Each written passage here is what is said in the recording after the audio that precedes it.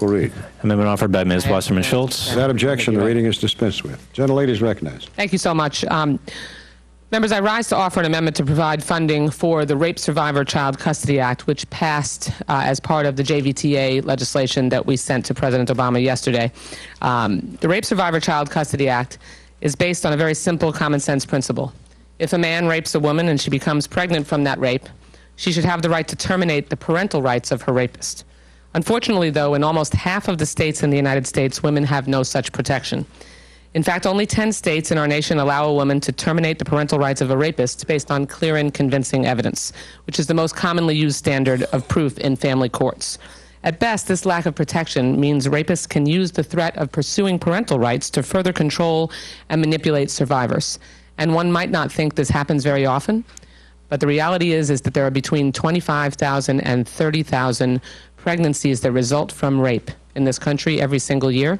And a large percentage of those, the woman is battling the rapist over threatening to pursue visitation and pursue custody in order, in many cases, to prevent her from prosecuting and to be able to continue to torment her for many years. This is exactly what happened to Shauna Pruitt, the survivor who brought this issue to my attention. After being raped and becoming pregnant in college, Shauna spent 2 years of her life battling her rapist for custody of her daughter, only to eventually sign away her right to prosecute in exchange for the termination of his parental rights. And at worst, this lack of protection means a woman may have to share parental rights of her child with a rapist, having to meet her rapist regularly for the rest of her life to allow visitation, having to consult her rapist if she wants to move or enroll her child in school, having to allow the man who raped her to spend time alone with her child. This legal oversight is unconscionable. The Rape Survivor Child Custody Act incentivizes states to pass a statute allowing a woman to terminate the parental rights of her rapist and is subject to a judge's review.